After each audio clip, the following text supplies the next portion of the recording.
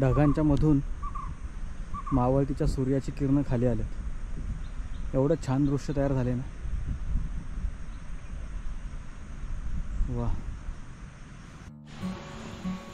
आज थोडी जंगल भटकंती करतोय आणि त्यासोबतच खुबे। आता खुबे अनेकांना समजणार नाही, त्याला कोके देखील बोलतात। म्हणजे समजण्यासारख्या भाषेत बोलायचं तर छोटेसे शिंपले ते गोळा करायचेत आपल्याला। म्हणजे ते ओढे, नदी आणि असे छोटे छोटे पाट असतात। असे संध्याकाळचे साधारण 5च्या नंतर ते बाहेर पडायला सुरुवात करतात दगडावर। ते गोळा करायच्यात आणि खेकड्यांसाठी टोकऱ्या देखील लावायच्यात। बघू किती भेटतात, काय भेटते।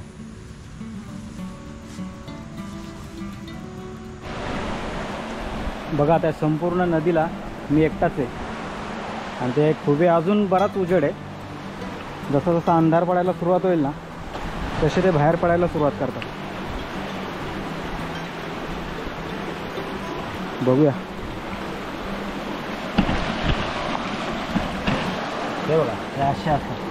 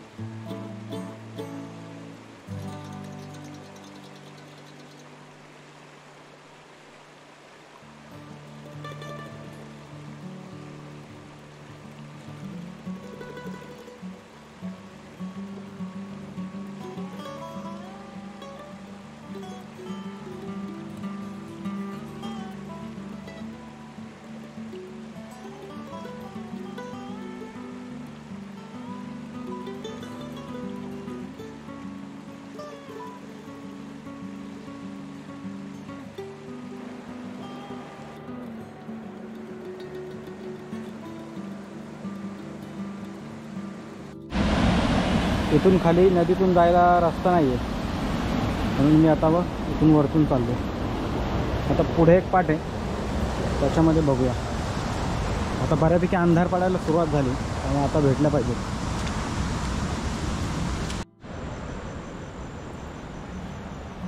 इथे बघा, आय थिंक हे डुकरांनी उकरलेलं दिसतंय। चला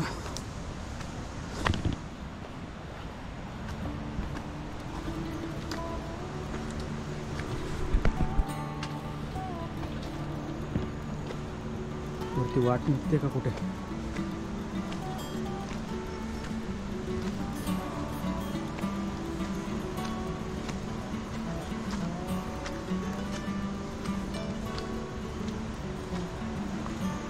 आता बऱ्यापैकी अंधार पडलाय आणि मी इथून खाली उतरलोय।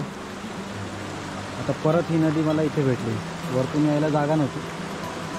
आता पुन्हा असंच नदीने खाली बघत जाणार आहे।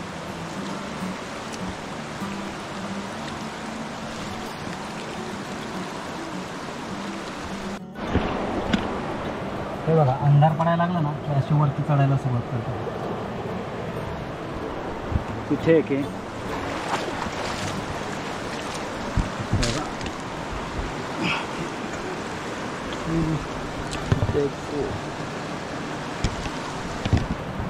अशा दगडांना वरती येऊन बसतात।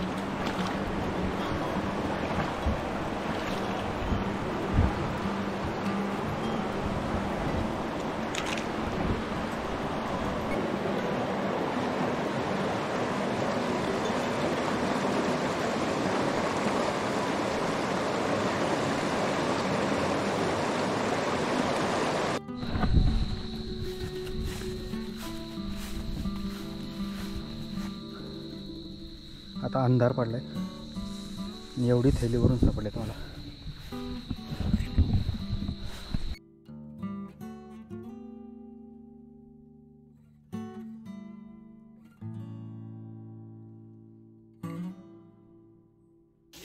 बघा अशी भाजी होती याची खुब्यांची.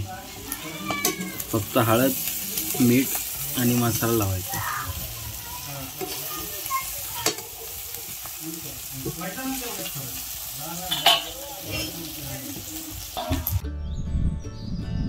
पलीकडे दाट धुक्यांच्या आडून सूर्याने डोकायला सुरुवात केली सकाळी आणि मी निघालो आता. रात्री आम्ही तिघे भावांनी मिळून खेकड्यांसाठी काही टोकऱ्या लावलेल्या आहेत एका धबधब्याच्या खाली. तर आता नक्की किती खेकड्या मिळाल्यात त्या बघायच्यात. हा संपूर्ण प्रवास पूर्ण जंगलामधून असणार आहे.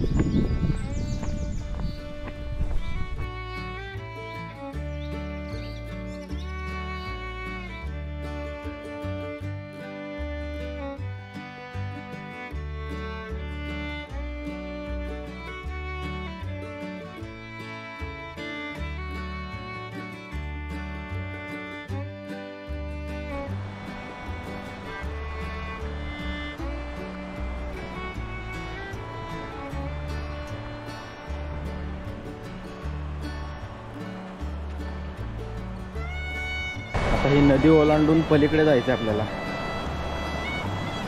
आणि बऱ्यापैकी पाणी आहे म्हणजे.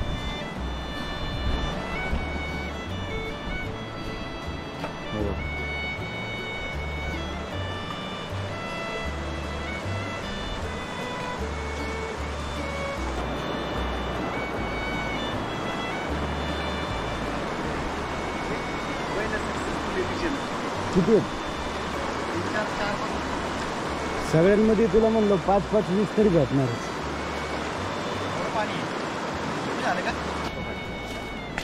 आहेत का?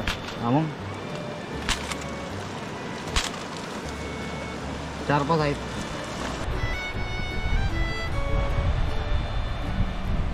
ते खालून नदी वाहते. नदीच्या उजव्या बाजूने वरतून अशी पायवाटे जायला.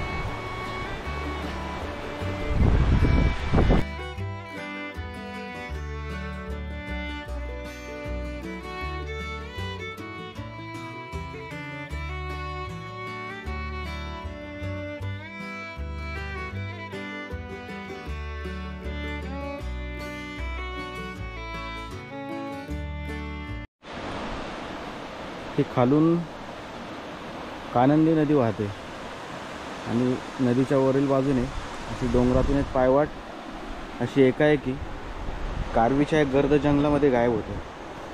आणि या जंगलामधून आपल्याला पुढे जायचं आहे. अजून थोडं बरंच लांब आहे पण उत्सुकता आहे.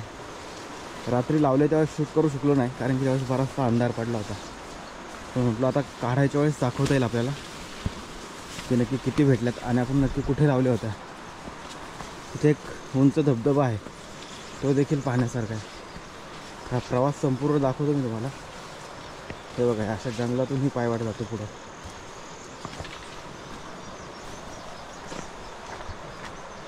आता आम्ही तिघे भाऊ आहोत बरोबर.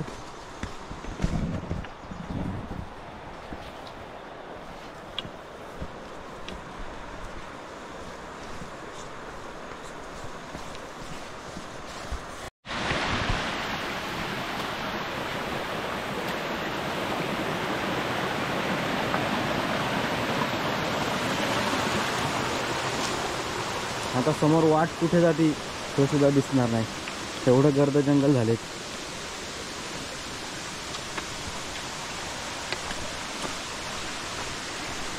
बापरे माझ्या हाईटच्या पेक्षा उंच आहे.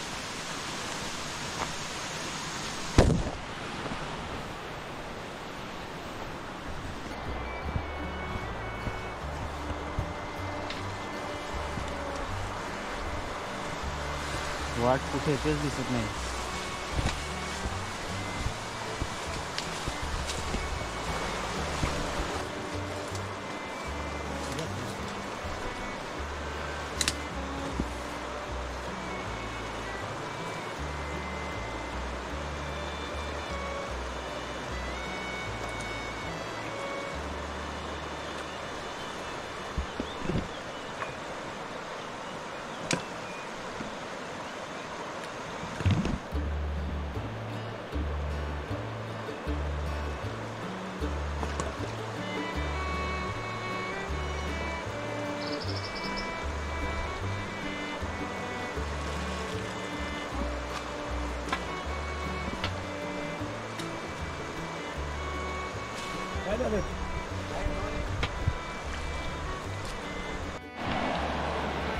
अगोदर या समोरच्या डोंगरातून खाली यायला वाट होती शॉर्टकट, आणि इथे नदी पार करून आपण इथे पलीकडे येऊ शकत होतो. पण आता नदीच्या पूर्ण वरील बाजूने असं फिरत फिरत यावं लागतं.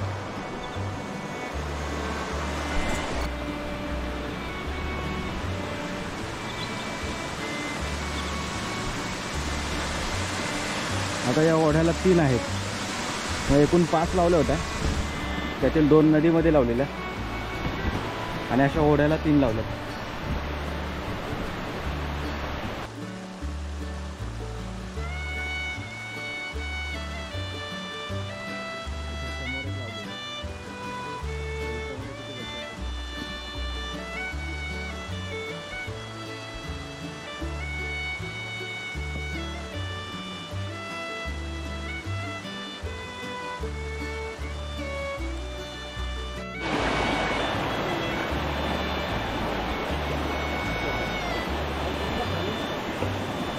बघा इथे समोर एक आहे, ह्याच्यामध्ये किती भेटतात बघूया.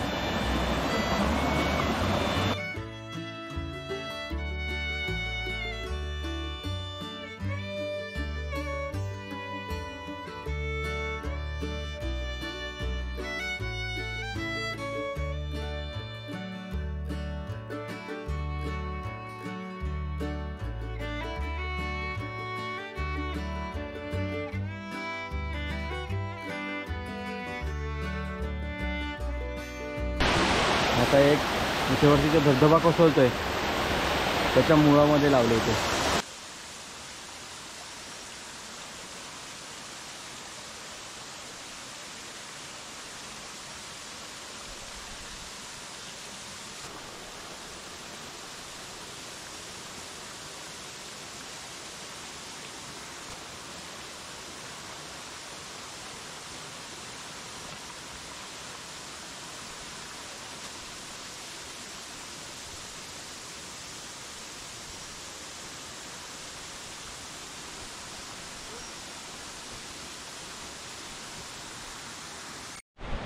आता हे समोर मोठमोठे वृक्ष उन्मळून पडल्यात. हा फॉरेस्टचा एरिया आहे आणि या फॉरेस्टच्या एरियामध्येच वरती हा धबधबा आहे, म्हणजे तो पाट आहे. त्या पाटाला आपण त्या सर्व टोकऱ्या लावल्या होत्या. आता पुन्हा सर्व घेऊन हे सापडल्यात, किती सापडल्यात ते आपण घरी जाऊन बघूया काढल्यानंतर. आता नदीच्या वरील बाजूने प्रवास करत जायचा आपल्याला. त्या पलीकडच्या डोंगरामध्ये गेलो होतो आपण. आता वरच्या डोंगराने असा वळसा घालत इथे आलो. अजून बरंच असं पुढं जायचं, मग पुन्हा नदी ओलांडायची, एक डोंगर काढायचा, मग गावामध्ये.